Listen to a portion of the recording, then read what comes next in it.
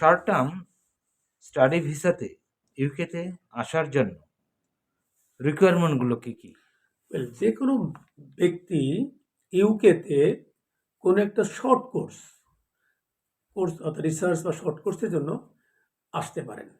সেক্ষেত্রে সে যদি কোনো রিসার্চ বা শর্ট কোর্সের জন্য আসে তাহলে 6 মান্থের ভিসা পাবে। আর যদি ইংলিশ কোর্সের জন্য যদি আসে, শুধু ইংলিশ কোর্স, তাহলে 11 মাসের একটা ভিসার জন্য অ্যাপ্লাই করতে পারে। এক্ষেত্রে তাকে কী করতে হবে, যেই কলেজে সে বা ইউনিভার্সিটি সে আসবে ওখান থেকে তাকে একটা কাজ নিতে হবে। অর্থাৎ তাকে ওখান থেকে কনফার্মেশন অফ স্টাডি এটার উপর একটা এভিডেন্স বা পেপার সংগ্রহ করতে হবে। তারপর তাকে যেটা করতে হবে, তাকে অনলাইনে অ্যাপ্লাই করতে হবে। তার রিকোয়ারমেন্টটা আগের মতোই, যে তাকে অবশ্যই দেখাইতে হবে যে সে কোন জায়গায় অ্যাটেন্ড করতেছে শর্ট কোর্সে, সে শর্ট কোর্সটা কী, এবং সে শর্ট কোর্সের জন্য সে পেপার, জরুরি পেপারগুলো সে কলেজ বা ইউনিভার্সিটি থেকে সে নিতে পারতেছে কিনা। এই ব্যাপারে তিনি কোনো এজেন্টের মাধ্যমে পেপারগুলো সংগ্রহ করতে পারে ইজিলি।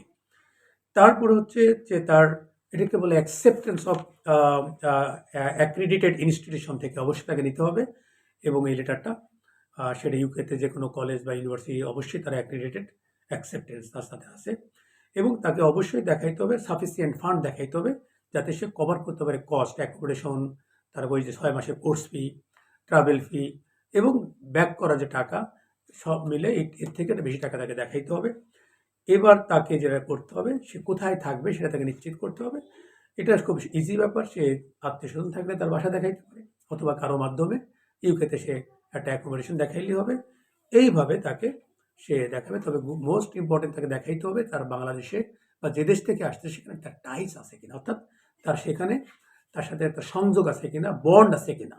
কারণ সে তার স্টাডি কমপ্লিট হলে এবং ভিসা শেষ হওয়ার আগে সে ফেরত যাবে, এটা তাকে নিশ্চয়তা দিতে হবে এই এভিডেন্সগুলোর মাধ্যমে। তাহলে তার ভিসা দিয়ে দিবে, এবং এটা খুব ইজিলি এই বিষয়গুলো স্টুডেন্টরা পেতে পারেন। ধন্যবাদ।